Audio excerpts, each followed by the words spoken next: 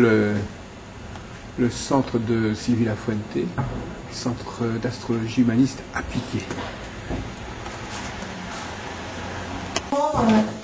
Une des choses que j'ai voulu pour que les gens qui viennent voir un astrologue.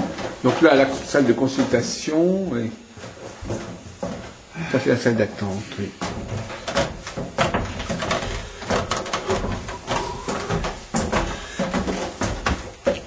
Voilà. Et donc ici, nous avons la salle de consultation. Que bien voilà avec. Moi, je me mets là, le consultant là, de quoi enregistrer ou sur MP3 ou sur Magnéto. S'il y a un couple, eh ben, il y a deux fauteuils. Voilà. Très bien. Splendide. Donc, c'est l'endroit de l'alchimie, de la transformation. Peut-être qu'ils font un ensemble de choses. Hop. Ah oui, il fallait vraiment venir sur place pour se rendre compte. J'aime bien ta petite statue. Oui. Égyptienne, inspiration. C'est Bastet. Pardon. C'est Bastet, c'est le dieu Bastet, donc la déesse Bastet. C'est la déesse de la guérison, de la joie et de la danse.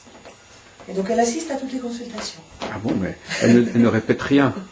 Ah, elle est d'un secret professionnel total. Bon, bah, très bien, on va... Et ils vont attendre que je sois disponible, puisque les consultations là, en s'asseyant dans cette salle d'attente. Et ils n'ont pas comme ça la vision sur la salle de cours et sur la bibliothèque. Voilà, et puis en plus, Voilà. ça leur Et évite donc, de... quand je vais faire des cours, ou des conférences d'ailleurs, enfin, toute forme de petites fêtes, ça arrive aussi dans le centre d'astrologie. À ce moment-là, j'enlève le rideau, et ça permet d'avoir une salle de 50 mètres carrés en fait. Hein. Oui. Mais alors finalement, est-ce que tu t'en es servi pour... alors, je crois que tu n'as pas organisé de colloque dans cette maison de l'astrologie. Ouais. De colloques, non, jamais. Beaucoup de conférences, par contre. Des conférences, mais finalement pas de rencontre d'astrologue en fait. Non, effectivement, pas de colloque comme on fait à Paris. Mais j'ai jamais organisé à Grenoble, ni dans cette salle, ni ailleurs. Non, parce que tu as un endroit qui le permettrait. Hein, c'est ça que je veux dire. Pour un congrès, c'est pas assez grand. Oh, bah, ça quand je fais des dépend. grosses conférences, moi je joue à la maison du tourisme, hein, où il y a 180 places. Donc ici, en conférence, avec un intervenant, il tient 60 personnes maximum. Oui. Donc ce qui est déjà pas mal. Mais, non, mais un si congrès. Si un vrai congrès, je louerais autre chose. Quoi. Ça dépend ce qu'on entend par congrès, parce qu'en fait, un congrès à un certain niveau, on ne peut pas être très très nombreux non plus, parce que les gens ne suivraient pas. Donc effectivement. Et puis même, par exemple, bon, donc... par contre, différents astrologues sont intervenus ici, hein, Samuel Gion, il y a voilà. des années, il y a pour plusieurs séminaires, oui. Christian Duchossois, qui a aussi... Oui. Il intervenait à Montpellier, il intervenait oui, ça on aussi peut supposer, oui, bien sûr. Voilà. Il y a eu beaucoup de conférences aussi, de psychothérapeutes, d'astronomes aussi, il y a des astronomes qui viennent faire des conférences sur l'astronomie, tout ce qui touche au développement personnel. Disons qu'avec l'association Altaïr, nous organisons pas mal d'événements. Hein.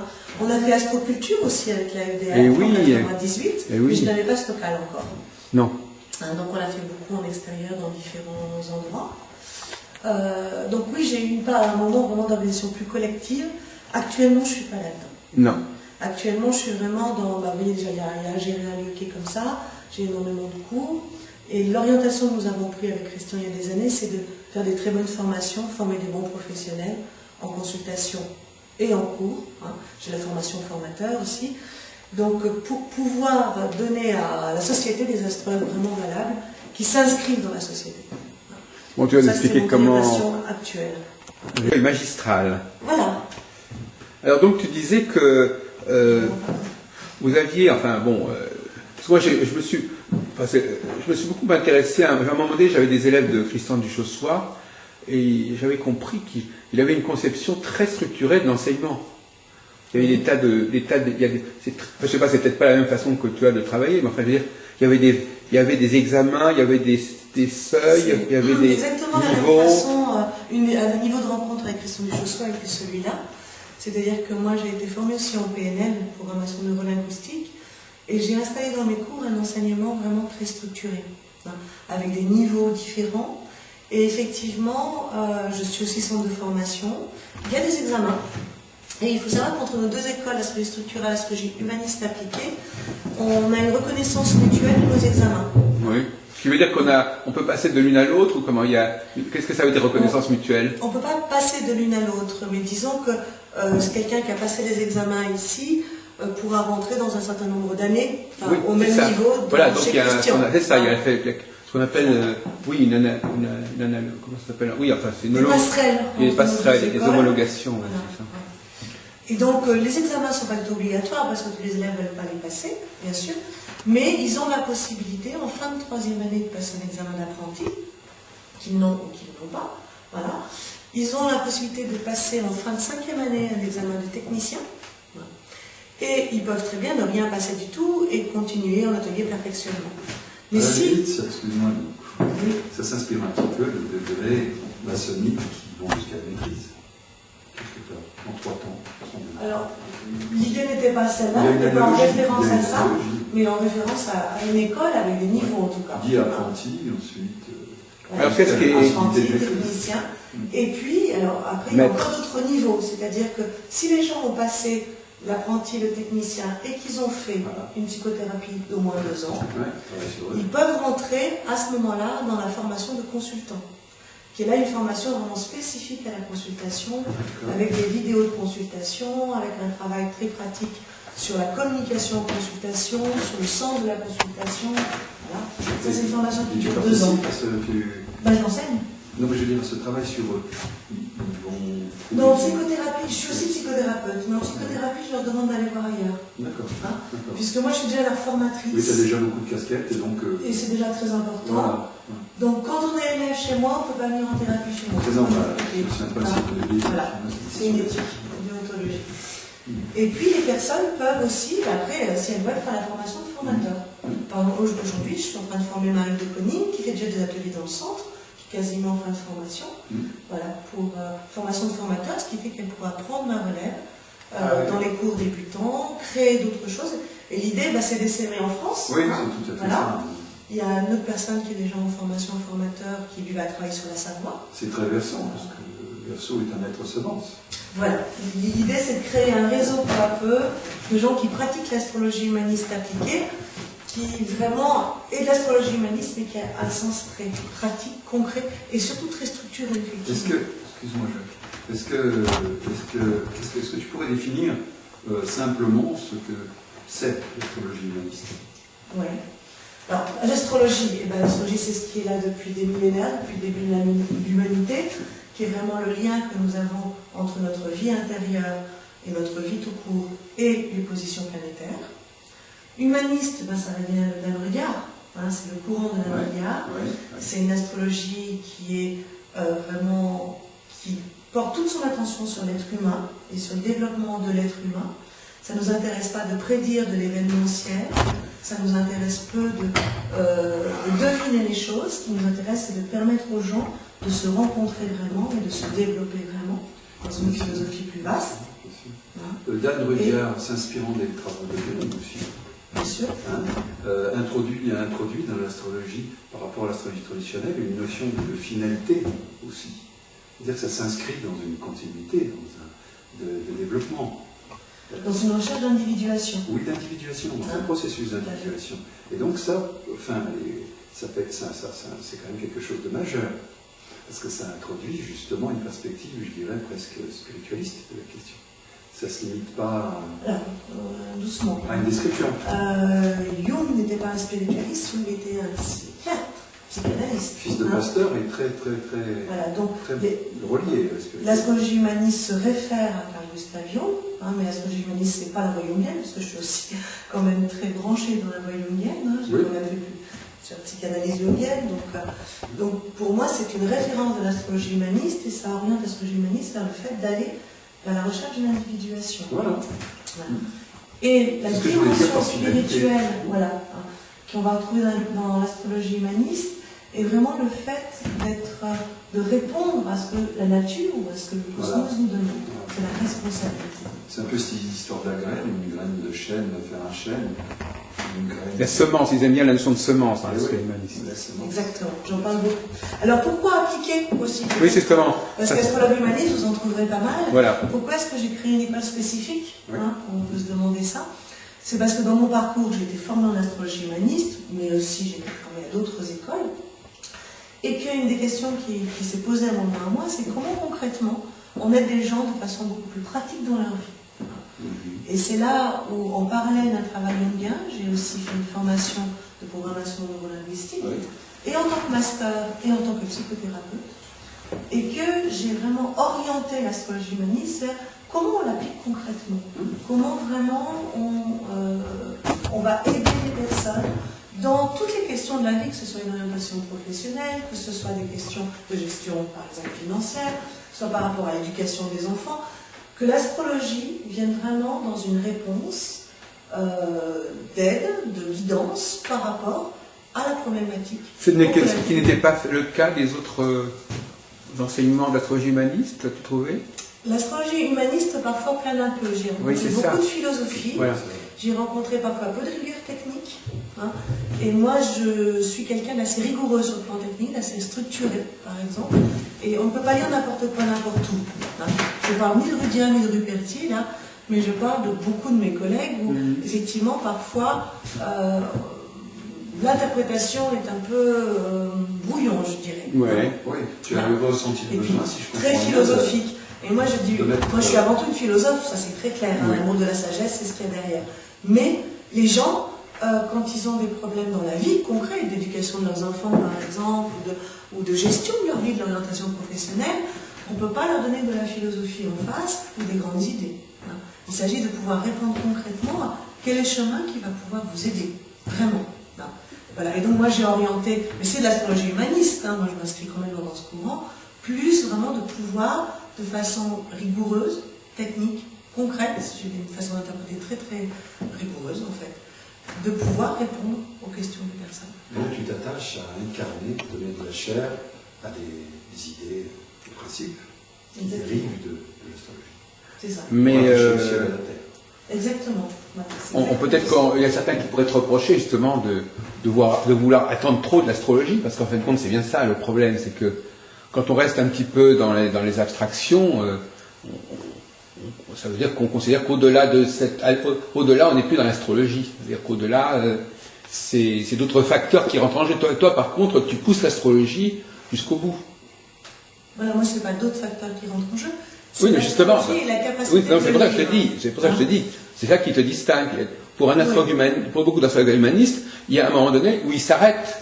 Et en disant, bon voilà, au-delà je ne peux pas aller plus loin dans la précision, je ne peux pas aller plus loin dans le conseil. Et toi tu dis, si, on peut aller plus loin. Voilà, moi je dis, on peut vraiment appliquer ça à la vie quotidienne et concrète. Mais c'est une orientation, c'est-à-dire que je suis effectivement, de par ma personnalité, ça ne met rien en cause tous mes collègues, de par ma personnalité, je suis quelqu'un qui est en même temps branché sur le ciel, et pour qui la dimension de notre union au cosmos est totalement importante. Mais je suis aussi quelqu'un qui a vraiment les pieds dans la terre. C'est pas pour rien que j'ai construit un espace comme ça, un lieu comme celui-ci, voilà. De pierre, de briques, de bois.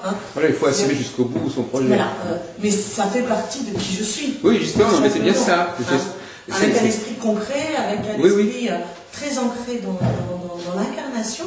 Et je pense que le but de la spiritualité et la dimension aussi de ces techniques d'astrologie, c'est d'aller incarner les choses. Oui. Alors justement, je voudrais faire une petite observation qui va peut-être te paraître un peu surprenante. Je ne sais pas si tu le sais, moi je m'intéresse beaucoup au masculin et au féminin. Oui. Et d'une certaine manière, je me demande si justement, il y a quand même pas mal d'hommes dans le milieu de l'astrologie humaniste. Bon, sans parler de Ruperti, de Rudyard, il y a Droyer, François Berry, etc. Oui. Je me demande si c'est pas une tonalité féminine que tu as introduit dans l'astrologie humaniste, justement, en voulant, comme tu dis, incarner l'astrologie, alors que peut-être que l'homme, moi j'ai beaucoup de discussions avec des astrologues hommes, parfois il laisse plus de champ à ce qui n'est pas astrologique. Il dit à un moment donné, l'astrologie, oui, mais au bout d'un certain point, bon, ça devient carrément de la divination, enfin je sais pas, c'est-à-dire que, disons qu'il y a les hommes ont un devoir de réserve. C'est-à-dire qu'ils restent en retrait un petit peu, alors que les femmes ont peut-être au contraire envie d'aller plus loin dans le processus. Alors, bon, d'une part, moi, ce qui m'a toujours frappé, c'est que dans les cours, il y a un maximum de femmes. Ben oui, on le Dans sait les très gens bien. qui enseignent, il y a un maximum d'hommes. Voilà. Bon, ça c'est pas compliqué, hein. Il suffit de dire Jung, c'est une histoire d'anima d'animus, Oui. où souvent peu de femmes osent assumer le rôle social. Voilà. Et assumer d'être astrologue n'est pas toujours facile, surtout d'en vivre. Hein. Donc c'est rares sont les femmes, il y a Pascal Bergeron, il y a Catherine Gestas, enfin, on est quand même, il y a Martine Barbeau. Non, non, il y en a pas mal, mais après il y a surtout beaucoup de femmes qui sont dans les groupes d'astrologie. Voilà, mais c'est vrai qu'il y a beaucoup plus de femmes qui suivent l'enseignement de l'astrologie que celles qui enseignent. Ensuite, mon orientation, je ne sais pas, bien sûr que c'est l'aspect certainement féminin qui m'a fait dire il faut que ce soit applicable à la vie quotidienne. Hein. Ça ne veut pas dire que je vais dans la divination. Hein. Non, Ça non, ne mais, veut pas dire du tout de non, mais la- disons qu'effectivement là, à ce moment-là, il faut Mais essayer de préciser. Oui. J'ai quand même complété effectivement mon cursus astrologique avec beaucoup de cursus psychologique. Hein. Oui. Voilà, je suis psychothérapeute par ailleurs, donc il y a eu un complément à l'astrologie. Oui. Ensuite, je me réfère aussi beaucoup à Jung, hein, parce que c'est vraiment une de mes passions, Donc le travail de Jung. Donc, l'astrologie est enrichie par d'autres facteurs, en fin de compte. je pense que dans l'astrologie, il y a énormément de données, hein, mais qu'on a nécessité de s'adresser à d'autres façons de penser actuelles pour mieux comprendre ce qu'on peut faire émerger de l'astrologie et pour mieux comprendre comment l'utiliser. Et que c'est très important quand on fait de l'astrologie pour pouvoir discuter, que ce soit avec des psychiatres, des psychanalystes, oui. ou des astronomes. Absolument. Je suis aussi bien calée en astronomie. C'est très important d'avoir la culture générale, et c'est ce que je donne à mes élèves, Oui. pour pouvoir discuter avec Ah, d'autres professionnels. Bravo, très bien. Ouais. Parce qu'autrement, Ouais. ce qui va se passer, c'est que l'astrologie, on reste enfermé dans notre petite vision, Oui. hein, alors que c'est une vision immense, c'est une vision du cosmos. Hein, mais il est important d'avoir des éléments de culture Alors, justement, générale donc, pour pouvoir discuter avec tous les autres métiers. Alors justement, donc peut-être que tu pourrais nous parler un petit peu justement des façons dont on peut dialoguer avec d'autres métiers. Comment un astrologue doit parler avec un astronome, par exemple? Ben, Comment j'ai- l'astrologie se situe par rapport à l'astronomie? j'ai la chance Donne-nous d'avoir- des pistes alors. Alors tout d'abord, j'organise très souvent à travers l'association Altaïr, où on est une petite équipe vraiment qui gère cette association, plusieurs conférences et donc l'astronomie. Et donc j'ai eu la chance d'avoir un professeur d'université, de l'université de Valence et de Grenoble, qui est venu faire une intervention ici pour nous présenter sa vision de l'astronomie. Donc je suis toujours en contact avec lui, on va aller dans un planétarium là au mois de mars. Hein. Donc pour mes élèves, je leur organise parfois des sorties aussi nocturnes pour aller voir les étoiles. Hein. Oui. Je les invite à avoir une bonne connaissance de l'astronomie. J'ai fait récemment une conférence avec un ethnologue aussi. Oui. Justement, ça m'intéresse de voir comment cette culture justement qui permet justement de pouvoir communiquer, de créer des passerelles. Alors avec les astronomes, la première chose c'est de bien se connaître son sujet. Oui. Hein, d'être très humble. Parce que la première rencontre, elle est bien sûr toujours, très souvent en tension, puisque toute leur formation, on leur a dit que l'astrologie c'est n'importe quoi. Voilà. Donc à partir de là, c'est normal, et comme ils connaissent les horoscopes, c'est tout à fait logique que les astronomes pensent que l'astrologie c'est n'importe quoi. Bon, d'accord. Voilà. Donc c'est la première chose à poser. Et la première chose, c'est de pouvoir discuter avec vous de ce qu'est n'importe quoi, et de ce que l'on ne fait pas. La deuxième chose qui pose toujours souci entre astrologues et astronomes, c'est le zodiaque. Oui. Les astronomes sont persuadés que nous travaillons avec les étoiles. Bien sûr. Ils ne savent pas qu'on est sur un zodiaque tropical fixé par Ptolémée. Mhm. Hein. Donc ça, c'est la première discussion qui arrive. Ils nous disent, à ce moment-là, donnez-nous des références astrologiques. Et moi, je leur dis, non, des références astronomiques.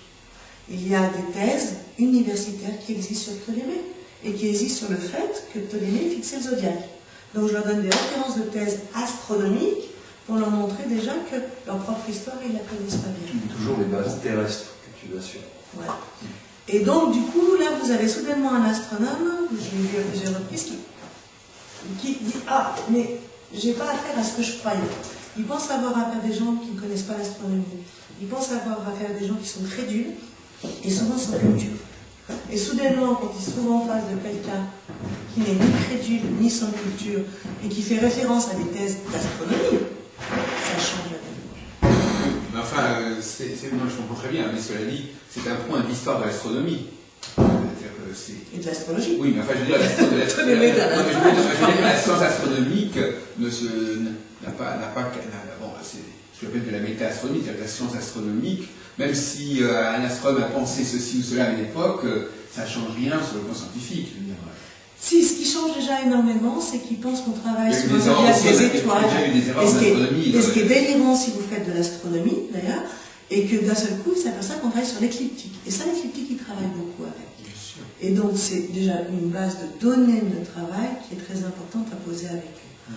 Ensuite, il y a une chose, par exemple, pour organiser cette visite au planétarium, quand effectivement, moi je dis on va faire de l'astronomie et que je dis ben, j'aimerais d'avoir tel et tel sujet, les astronomes en face s'aperçoivent que je connais le ciel, que je sais ce que je veux aborder, que je leur demande de parler de la pression des équinoxes, du décalage des zodiaques, de nous présenter différentes constellations. Et il suffit qu'on discute un peu ensemble pour qu'ils s'aperçoivent que je sais reconnaître soit Vénus, Jupiter, Saturne dans le ciel, quand est-ce que c'est apparent ou pas. Hein. Et à partir de là, ça pose d'autres bases. C'est tout simple. C'est qu'ils s'aperçoivent que je connais pas l'astrophysique, entendons-nous bien. Hein. Je veux dire, je ne suis pas du tout astrophysicienne. Mais ce qui concerne le système solaire, ce qui concerne son fonctionnement, ce qui concerne regarder les étoiles, savoir repérer des planètes et comprendre comment ça marche, il n'y a pas de souci. Alors, parlons d'autres professions avec lesquelles tu peux aussi avoir à dialoguer. Alors, comment ça se passe avec les psychologues, les psychothérapeutes, alors, le dialogue? Là, très bien, j'ai plusieurs psychologues dans mes cours déjà. Hein. Les psychothérapeutes. Mais aussi, ils n'ont pas forcément appris que l'astrologie était quelque chose de formidable au départ. Alors, les psychologues qui arrivent dans mes cours, très souvent, on fait des études de psychologie, on est en master, elles sont professionnelles, mais cherchent d'autres outils d'approche de l'individu et d'autres outils de compréhension. Et donc, c'est des gens qui vont être ouverts à une autre perspective. Et là, il n'y a pas du tout de souci de communication, puisque si on doit parler psychologie ou psychothérapie, je veux dire, comme je suis formée dans ce domaine-là, il n'y a pas de souci non plus. Hein. Donc, on a les mêmes repères. Quant aux psychothérapeutes, ils ne connaissent pas cet outil. La seule chose dont ils peuvent avoir peur, c'est qu'on conditionne l'individu à travers ça. Mais quand moi, je suis psychothérapeute, je ne parle pas du terme astrologique. Ça, je leur dis bien, si je suis psychothérapeute, quand je fais mes consultations de psychothérapie, j'ai le thème avec moi, j'ai les transits avec moi, mais je ne pose pas de mots là-dessus. C'est un outil de diagnostic pour moi. Et tout psychothérapeute, c'est qu'on a un certain nombre d'outils de diagnostic suivant les écoles, hein, et qui nous servent à conduire les entretiens, qui nous servent à aider les personnes à aller dans une difficulté. Moi, si j'étais thérapeute, moi j'aurais quand même certaines objections par rapport à l'astrologie, donc quelques questionnements, notamment la question de normes. Parce que dans tout le domaine thérapeutique, bon, évidemment plus encore chez les médecins, il s'agit de rétablir l'état normal de la personne, l'état normal de son corps. Ça, c'est une confusion. Alors, il y a effectivement, on peut être psychothérapeute, c'est ce qu'ils cherchent à faire de notre titre d'ailleurs, hein, simplement une aide au psychiatre pour ramener les personnes à la norme. Hein. Et puis il y a la psychothérapie en général, ce qui est beaucoup plus pratiqué comme ça, qui s'approche plus de la psychanalyse, et qui est là pour ramener les gens à ce qu'ils sont, c'est-à-dire à un état d'être. Oui, mais moi, en aucune manière, dans mon travail psychothérapeutique, je ne ramène des gens à la norme, je les ramène à eux-mêmes. Mais néanmoins, la question, oui. Mais c'est bien pour ça que le type de psychothérapeute est récupéré par les psychiatres, et c'est que nous devons aller faire des stages en hôpital psychiatrique, et que travailler avec des patients envoyés par les psychiatres pour faire de la thérapie de confort comme ils font ça, moi je ne m'appelle plus psychothérapeute. Même si je suis diplômée et reconnue sur le plan européen, je ne m'appelle plus psychothérapeute, ce n'est pas mon travail. Mon travail, c'est d'aider les personnes à se rencontrer elles-mêmes et à être ce qu'elles sont. Mais ce qu'elles sont, ça peut être aussi quelque chose qui est partagé avec d'autres personnes. Malheureusement, oui. Donc, c'est pas, donc la norme, c'est pourquoi. Moi, c'est une question qui m'est chère.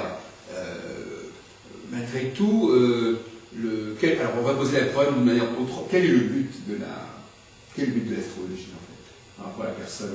Donc tu me dis que la personne sache ce qu'elle est. Mais est-ce que par exemple, toi si toi tu es une femme, savoir ce que tu es en tant que femme, c'est quand même quelque chose que tu partages avec les femmes. Hein, c'est t'assumer pleinement comme femme, mais c'est pas forcément être une affaire complètement individuelle d'être une femme, et pour d'autres choses aussi. Il y a beaucoup d'idées mélangées là.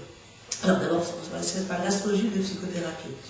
Quand tu as parlé de normes, alors j'ai fait référence à quelque chose qui est très connu dans le travail thérapeutique, qui est que, par exemple, des éducateurs qui ont des enfants vraiment en difficulté, qui sont désocialisés, ils vont être là pour amener l'enfant dans la socialisation. D'accord. C'est un niveau de travail. D'accord? Ça peut m'arriver, si j'ai un ado qui est désocialisé, je travaille en thérapie ou en astrologie, d'énormément travailler sur Jupiter et Saturne, soyons clairs, pour le resocialiser. C'est ce que j'appelle ramener dans la norme. Non, mais moi j'appelle dans un autre sens. Après, effectivement, si c'est nécessaire de ramener un individu en adaptation à sa société, je sais le faire. Oui. Mais ce n'est pas mon objectif premier, parce qu'en ramenant les gens dans la norme, très souvent on les ramène aussi simplement à les conformer à quelque chose. Mais Mon objectif de fond, c'est la liberté d'être en étant adapté à la société. Finalement, est-ce que ça c'est ça mon sous-entend pas- astrologie et Est-ce psychothérapie. que ça sous-entend pas ce que tu dis, que la norme, c'est d'être soi? Non, Alors c'est la loin norme d'être le sociale cas. n'est pas d'être soi. Ben oui, alors de quelle norme parlons-nous? Voilà, parce que finalement l'astrologie, on a, à partir du moment où on a des archétypes, par exemple, à partir du moment où on a des catégories symboliques, Non, là, t'es- ce sont des. En fait, t'as ça et pas ma tête là. Si là, on a C'est ta ce que tête. je Si, on a ta tête. Mais là, c'est vrai qu'on voit que je suis une femme, Il faut c'est clair. savoir perdre la tête de temps en temps. Donc là, oui.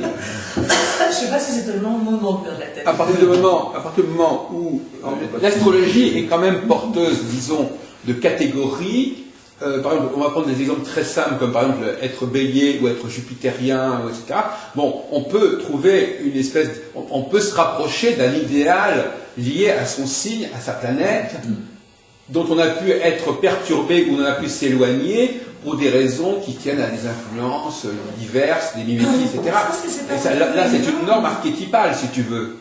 Oui, mais c'est plutôt retrouver d'abord une nature énergétique. Parce que soi-même, on a l'impression que soi-même, on n'est pas des cas uniques. Je veux dire, l'astrologie, elle est parce que l'individu, c'est appréhender un individu dans sa spécificité totale, c'est asymptotique. C'est-à-dire, ça n'en finit pas. En revanche, le ramener vers des grandes catégories, il n'y en a pas un nombre infini de catégories. Là, c'est quelque chose.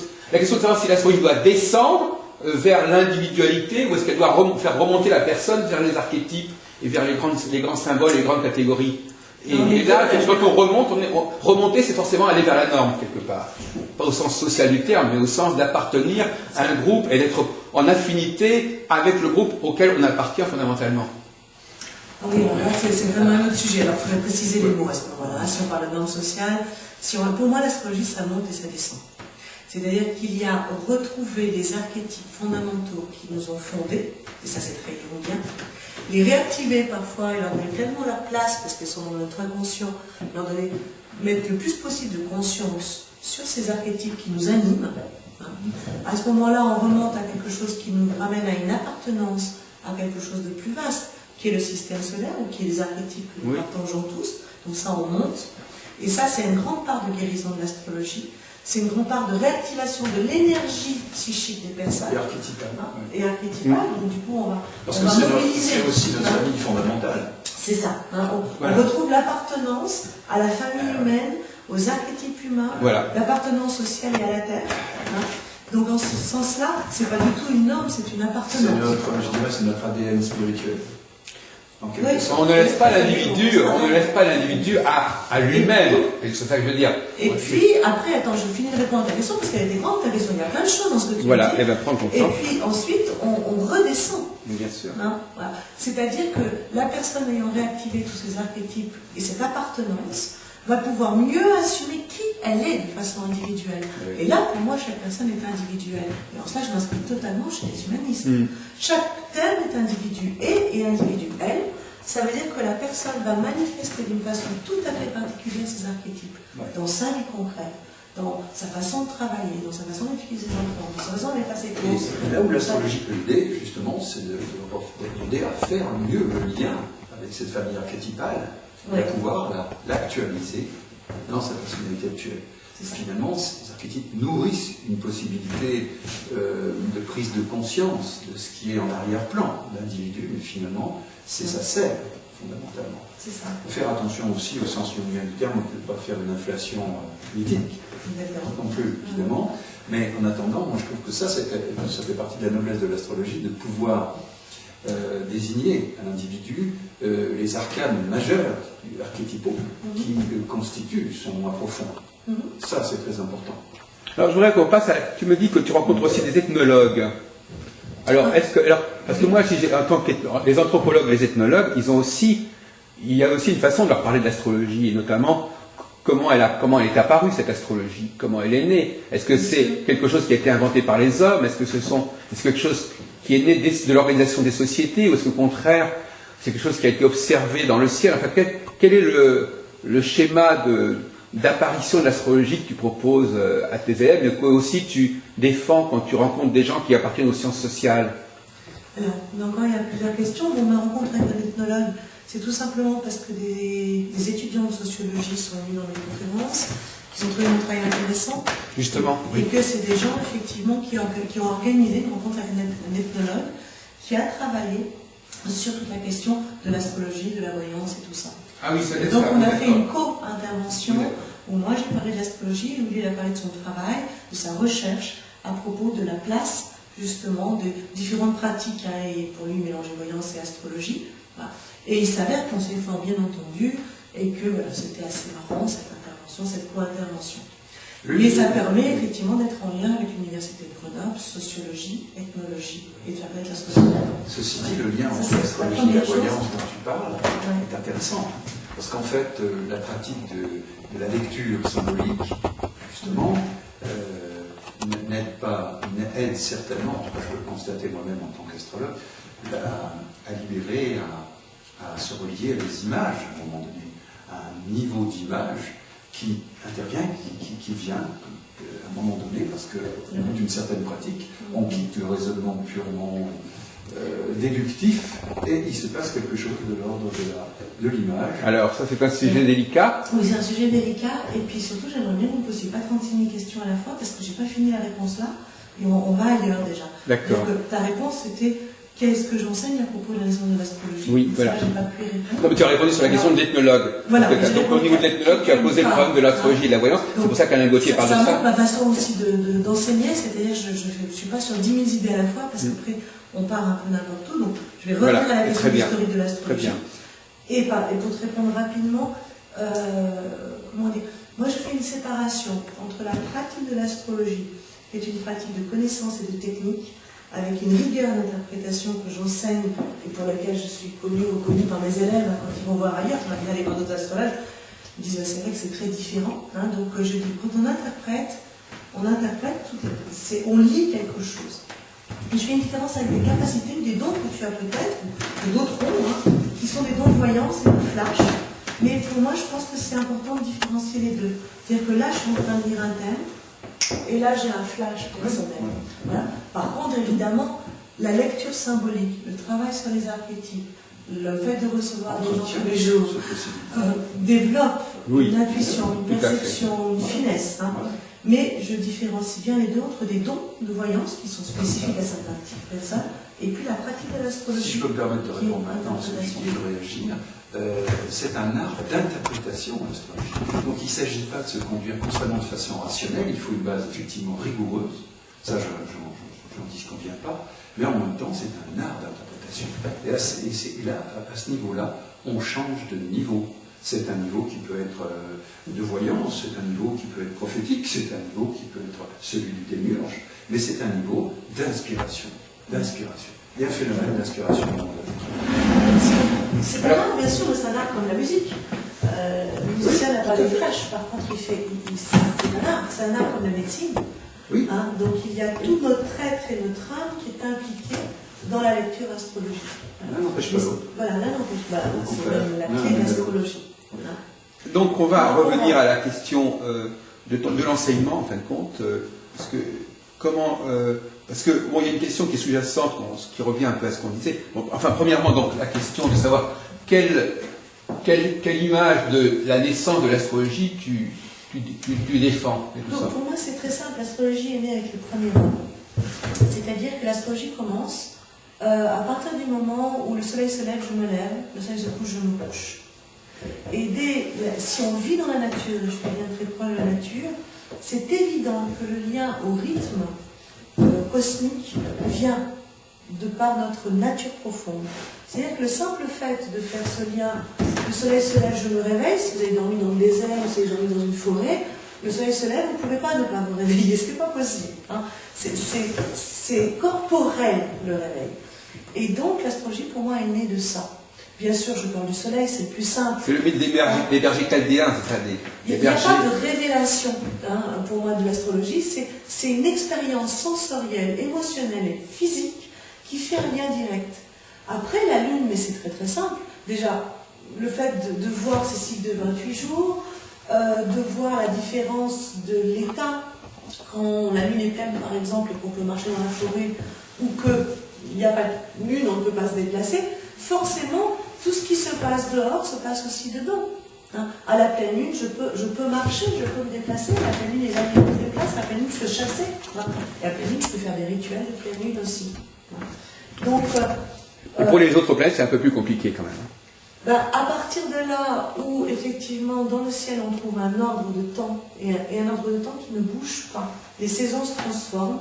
L'ordre du temps dans le ciel, lui, est toujours régulier, et ce depuis toujours. Donc on trouve un repère. Imaginez-vous, vivant en pleine nature, c'est très insécurisant. Donc vous êtes aligné ou vous êtes mort. Hein. Voilà, aujourd'hui on est très protégé. Donc si on trouve un ordre quelque part qui permet de voir la différence des jours, il est évident qu'on va regarder le ciel. Et donc les quelques fous qui regardent le ciel la nuit, parce qu'il faut être fou pour aller regarder le ciel la nuit quand on vit dans la nature, on peut être attaqué par des animaux sauvages entre autres. Hein. Mais ils vont observer. Le ciel était beaucoup plus clair qu'aujourd'hui. Il n'y avait pas de pollution lumineuse. Quand vous voyez Vénus en ce moment, elle est magnifique, Vénus. Regardez, c'est... Et pourtant, on a une pollution lumineuse extrême. Donc les anciens, ils vont regarder ces planètes. Et peu à peu, c'est aussi un lien, de la même façon qu'un lien sensoriel et une constatation empirique entre la position de telle planète et puis ce qui se passe. Ça va prendre des millions et des millions d'années à construire. C'est une tradition orale. Hein. Mais pour eux, il est évident que ce qui vit avec le Soleil et la Lune, ils vont l'étendre avec les planètes. Hein. Quand on voit un lever de Jupiter, ou Jupiter en train de se coucher derrière le Soleil, par exemple, c'est vraiment des... Il suffit de regarder, moi j'invite tous mes élèves à regarder les planètes et à sentir. Hein. Quand j'animais des trucs d'astronomie avec des lunettes, je me rappelle d'une personne qui regardait Saturne, certains regardaient Saturne, voilà, Saturne. J'aurais une femme, elle a mis son œil, elle a dit « Mon Dieu !» Ça me touche profondément. Et elle circulait, elle est restée assise là dans l'herbe, jusqu'au côté dehors, dans un silence. Quelque chose s'est passé pour elle. Oui. Hein, avec la planète Saturne. C'est pas forcément de l'ordre de l'astrologie, ça. Pour sentir, mais non, je veux dire, sentir une planète, un astronome peut avoir aussi un sentiment très fort par rapport aux planètes. Oui, mais ça n'est pas forcément traduit au niveau astrologique, je veux dire. Ben si, parce que ce qui va se passer dans le rapport, dans ce que je ressens à l'intérieur, ça va être une base de travail pour ensuite construire peu à peu des théories astrologiques, avec beaucoup de vérifications, avec de l'empirisme, comme moi je travaille avec beaucoup d'astrologues. Hein. S'il y a une belle théorie, si elle ne marche pas en consultation, je la laisse tomber. Hein. On est clair, moi je suis très dans la clinique. Hein. Les théories c'est joli, mais est-ce que c'est fonctionnel? Voilà, l'astrologie ça va être ça va se construire peu à peu, ça va se faire les civilisations, hein, les Chaldéens, les Grecs, les Égyptiens. Et donc tu accordes une part importante à la perception subjective. On peut avoir des principes planétaires, du ciel, enfin, pour parler simplement. Aujourd'hui, on a tout un corpus de connaissances auquel je m'en réfère. La question c'était sur la naissance de l'astrologie. Hein. Donc c'est comment la connaissance astrologique est née. Donc c'est à ça que je réponds. Aujourd'hui... Elle est née par la perception sensible. Exactement. Ouais.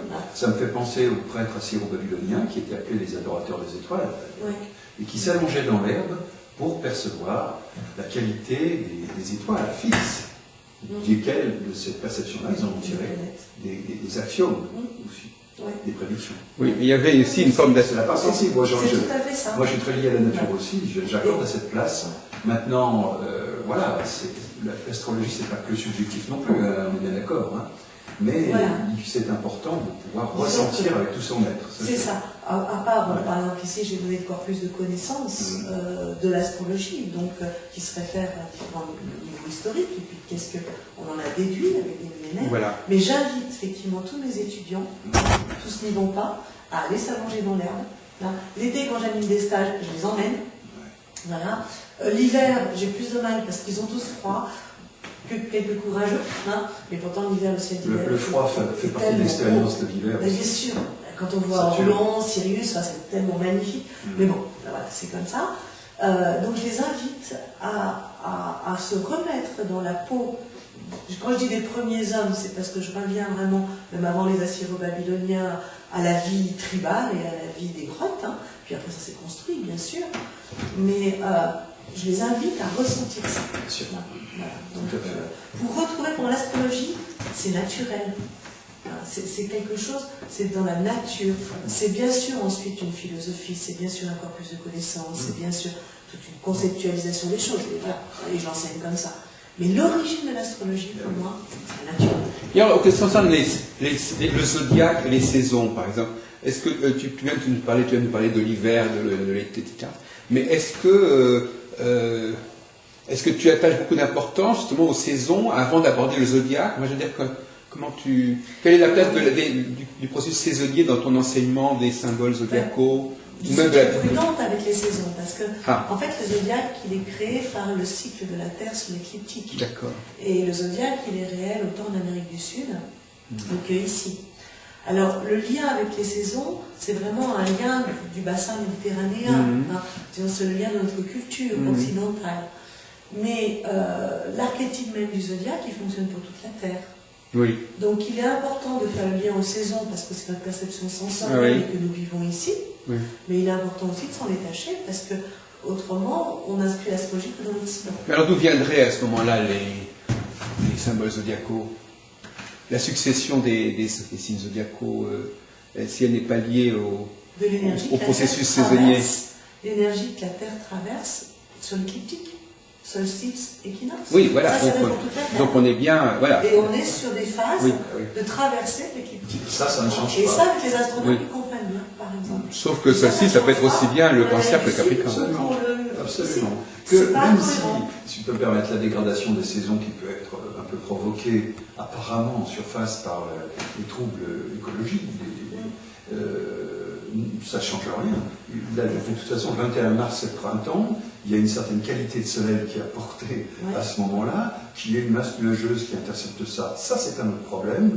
Et en attendant, la lumière qui est donnée est la lumière du printemps, du bélier, du taureau, etc. Qui provoque la métamorphose. Pour Sylvie Lafuente, c'est le retard, je veux dire fondamentalement. Tout à fait. Et même si, dans une autre partie de la Terre, ça ne déclenche pas le printemps. Voilà, c'est ça. Mais c'est inversé. On est encore dans donc il y a l'équinoxial. Et on a bien, le temps est bien le même. Ou même en Afrique, j'étais au Togo, en mission humanitaire, hein, donc c'est une autre partie de mes activités. Mais au Togo, on m'avait dit, bah écoute, on est près de l'équateur. Donc les saisons n'existent pas. C'est la saison des pluies, la saison. Puis en discutant avec Benjamin, qui est donc le Togolais qui nous accueillait, je lui dis, mais donc on y était en février et la forêt ressemblait à la nôtre, on devrait faire, c'est-à-dire avec du bois surtout.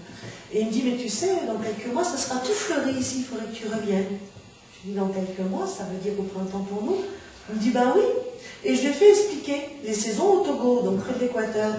Mais on retrouvait exactement, moi j'avais, voilà, je n'étais pas encore allé à l'équateur, donc j'écoutais ce que les gens me disaient. Bien sûr qu'ils parlent de la saison des pluies et qu'ils parlent de la saison sèche, bien sûr. Hein. Mais si on écoute, on retrouve la floraison au printemps, on retrouve l'automne. Moi, c'était en février, c'était l'hiver. Et donc, j'ai raté les fleurs. Donc, j'y retournerai pour les fleurs. Hein, donc, voilà. Mais les stades de métamorphose sont les mêmes. Voilà. Peut-être qu'on a une idée très préconstruite. Alors, je me suis dit que j'irai en Amérique latine, j'irai en Argentine, au Chili, vivre un an, j'espère, pour bien voir le déroulement des saisons chez eux. Oui. Hein, ou discuter avec des gens de là-bas. Hein. J'ai plusieurs étudiants, de toute façon, qui sont nés. Hein, voilà. J'ai eu une Chilienne pendant très longtemps, j'ai eu une Brésilienne. Donc, voilà. Et leur thème fonctionne. Et si on veut être cohérent, on ne peut pas s'accrocher aux saisons. Hein, parce que c'est vraiment la position de la Terre sur l'écliptique. Et ça, tout le monde le partage. Voilà, toute la Terre le partage. Hein. J'aime bien les photos de la Terre au-dessus de moi, pour vraiment montrer qu'on est sur un vaisseau, en fait. Alors, justement, avant de passer à l'étage supérieur, cette tradition, ce corpus de connaissances dont tu nous parlais tout à l'heure, est-ce que, bon, on peut dire que quelque part, on l'accepte à peu près tel quel, en fin de compte? C'est-à-dire qu'il est supposé être être à peu près fiable. Puisque, en plus, tu dis que tu l'as validé. C'est-à-dire qu'il n'y a pas de correction à faire, il n'y a pas de retouche à faire. Il est pris, les domiciles, c'est les domiciles, les aspects, c'est les aspects. Enfin, tout ça est pris un petit peu globalement. C'est une question que je pose. Hein. Je ne dis pas, je t'interpelle là-dessus. Voilà, non mais c'est une bonne question. Il faudrait effectivement là beaucoup plus longtemps pour discuter qu'est-ce que j'utilise ou pas du corpus de l'enseignement astrologique. Hein. Et à mon avis, il y a toujours des découvertes à faire d'une part, ça évolue. On a découvert Sedna, on a découvert Eris, il y a des choses nouvelles à apporter. Hein, oui, ça c'est sûr.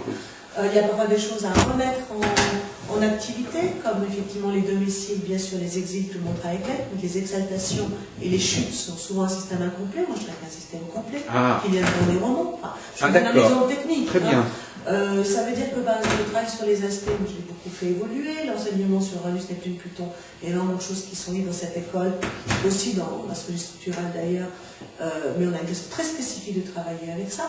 Donc on est des chercheurs. Hein. Voilà. Moi je veux dire, mon travail, il est en même temps d'enseigner ce que je connais, de faire de la clinique, la consultation, pour vraiment, comment dire, appliquer les théories, voir si ça marche, et puis il est créé aussi. Oui. Voilà, l'astrologie est une connaissance en évolution perpétuelle. Hein. Donc il y a des techniques d'interprétation apprises dans cette école qui n'existent nulle part ailleurs, mais qui ne sont pas encore écrites parce que je n'ai pas encore écrit. Hein, mais que tu ne trouveras nulle part ailleurs, qui ne sont pas dans les références livresques, qui sont, ceci dit, ici, j'invite tous les étudiants à lire des livres, et là-dedans, tu as aussi du Hadès, tu as aussi du Goldwyn, bien sûr, tu as Rudyard, Ruperti, Arroyo, Liswin, en priorité, mais ils ont énormément de données astrologiques différentes. Et je les invite à tout lire, pour avoir une connaissance, justement, du corpus astrologique, mais dans celui que j'enseigne, il est tout le temps en création. Alors justement, tu viens de nous parler des hyper nouvelles planètes. Oui. Ça ne pose aucun problème pour toi parce qu'à la fois on parle de l'ancienneté d'astrologie, et puis là, tout d'un coup, on a des choses complètement nouvelles qui apparaissent. Est-ce qu'on est vraiment obligé de les utiliser? Dans la vie, on n'est jamais obligé de rien. Hein. Non, mais je veux dire, comment ça se défend? De ne pas utiliser. Toutes les connaissances évoluent. La médecine évolue, les mathématiques évoluent, la physique évolue, l'ethnologie évolue, l'archéologie évolue. Je ne vois pas pourquoi l'astrologie n'évoluerait pas. Toi, en tant qu'être humain, anatomiquement, tu n'as pas beaucoup évolué depuis quelques milliers d'années. Hein. Les dents de sagesse, par exemple, ont changé. Oui. Nous avons grandi. Enfin, on n'a pas évolué. Nous vivons beaucoup plus vieux. Les langues, oui, mais enfin, je veux dire qu'il y a des choses il y a des choses aussi tout n'évolue pas. Il y a des choses qui évoluent plus, c'est les téléphones, c'est les ordinateurs. Je veux dire, il y a des choses qui évoluent énormément et très très vite, et des choses qui évoluent beaucoup plus lentement. Le niveau de connaissance des êtres humains, je crois que j'ai oublié mettre le chauffage, c'est pas pour faire. Non. Mais longtemps, ça va, je le dis, moi, j'ai pas mis le chauffage. Alors, l'évolution de l'être humain est perpétuelle, l'évolution de la connaissance aussi. Donc moi, je suis pour le fait d'intégrer quand des choses nouvelles arrivent. Voilà. C'est-à-dire que, par exemple, je sais qu'Eris, en fait, n'a pas été reconnue par les astronomes parce qu'elle n'est pas dans l'écliptique. Hein. C'est très surprenant de trouver une planète qui n'est pas dans l'écliptique. Hein. Pour toute l'astrologie, c'est une remise en cause énorme. Pour les astronomes, c'est énorme, mais pour les astrologues aussi. Sedna, par contre, est dans l'écliptique. Donc, c'est une planète extrêmement lente, Sedna. Hein. Elle fait quelques degrés en 70 ans. Enfin, bon, mais, à mon avis, c'est à intégrer. Je pense que Sedna correspond à ce que Rudyard avait nommé Proserpine. En tout cas, on ne la voyait pas, on ne la connaissait pas Oui. dans l'Antiquité. Certainement. Donc on ne l'avait pas intégrée quelque part, au niveau de l'humanité ne l'avait pas intégrée dans sa représentation. Je pense qu'on n'a pas encore intégré Sedna. On a du mal à intégrer Pluton déjà. Oui, bien sûr. On a intégré correctement Pluton. Non, mais c'est sûr. Mais même ira mieux. Hein, mais donc Sedna, elle apparaît. Je veux dire là, c'est juste une petite conscience qui apparaît. Alors pour faire un peu la jonction, avec la partie communication, tu as employé le mot fonctionner. En fait, peut-être pas le mot fonctionner. Tu as dit on prend des théories et puis s'il y en a qui ne marchent pas, je ne sais pas si c'est le mot que tu as employé, qui ne passent pas au niveau de la consultation, on les laisse. J'ai employé le mot en clinique, parce qu'en clinique, c'est un mot des psychothérapeutes, des médecins, de différents métiers. On dit qu'il y a la théorie, l'abstraction, et puis il y a la clinique. Par exemple, toute théorie médicale, elle passe et par une abstraction, une conception, et ensuite une étude clinique, c'est-à-dire de l'adaptation, est-ce que ça soigne ou pas les gens. Donc, moi je suis pareil, il y a des théories en astrologie, il y a des connaissances, Maintenant, est-ce que ces connaissances vont être valides quand je fais une consultation? Voilà. Non. Et est-ce que la consultation a une faculté de validation? Oui. Voilà, donc ça me permet de voir effectivement si ces théories elles ont rien à voir avec ce que vit la personne, je vois il y a un souci. Hein. Donc, Si donc tes clients enfin, sont les juges de la valeur de l'astrologie en fait. C'est eux qui. Ah non, mais je pose la question, on va se dire. C'est eux qui vont te dire si l'astrologie est dans le vrai ou dans le faux. C'est ça que tu veux dire? Non. Tu n'aurais peut-être pas surévalué le rôle des clients. Voilà, dans ce que tu dis, non, c'est pas du tout ça. Non, mais justement. À partir du moment où j'ai moi des données techniques, hein, il y a déjà une chose qui est quand même fondamentale, c'est que si des consultations, il faut qu'elles intéressent les gens. Hein. Tu peux aussi faire des grandes théories, mais personne ne va pas voir. Bon. Faut que ça Donc moi, intéresse. c'est pas mes clients qui vont valider ce que je fais. Non. Hein. Mais en même temps, il y a une validation. Si ce que je raconte aux gens ne tient pas debout, Oui. c'est que ma théorie, elle a un problème. Et si ça ne tient pas debout sur 1, 2, 3 et 10 personnes, c'est qu'il y a un souci. Maintenant, ce n'est pas une validation complètement du client, parce qu'il peut y avoir très bien des gens qui ont un niveau de conscience et qui vont très bien répondre, et d'autres personnes qui ont un autre niveau de conscience et qui comprennent, qui ont du mal à poser la conscience sur ce qu'ils vivent. Donc, pour tester une théorie, je ne vais pas prendre une personne qui va juger votre travail, il est bon ou il n'est pas bon. Par contre, je travaille beaucoup, je reçois beaucoup de clients, donc sur la masse des personnes et sur les gens qui reviennent de façon annuelle, par exemple, j'ai vraiment une validation de ce que je leur ai dit, par exemple sur la gestion de l'année. Est-ce que ça les a aidés, pas aidés? Est-ce qu'ils ont reconnu dans les événements qui se sont passés les aspects de conscience dont je leur ai parlé? Voilà, oui, non. Hein. Si j'ai aucun de mes clients qui revient, je vais me poser des questions quand même. Hein. Parce que ça fait plus de 20 ans que je suis dans le métier, c'est sûr qu'au fur et à mesure, j'ai quand même des gens que je suis depuis, certains depuis 20 ans, depuis 15 ans, hein, et je connais, je veux dire, la personne, je connais souvent la famille, les enfants, donc il y a un suivi qui me permet de... Un groupe témoin en quelque sorte. Ah oui, j'ai des groupes témoins. Et quand je crée une nouvelle théorie en astro, je pars toujours de la clinique. C'est-à-dire qu'il y a une conception et puis je l'appuie sur ma pratique de consultation. Oui. Voilà. C'est ce que j'ai présenté souvent dans les congrès. Je veux dire, c'est avec des thèmes de clientèle. Bah oui. J'ai toutes mes archives, voilà, j'ai des thèmes, je ne sais pas combien de dossiers de personnes. Donc, ce n'est pas les clients qui valident, hein, parce qu'autrement, on serait quand même mal parti. Mais c'est moi, dans ma pratique, qui vois bien si ça répond ou pas. C'est comme un médecin qui va donner un médicament, c'est pas sur un client qui va valider son médicament, hein, bien évidemment. Mais puis, pour une personne, ça ne marche pas. Mais si pour tant et tant de personnes, la réponse est adéquate, c'est que la conception du médicament est adéquate. On va peut-être passer au premier étage.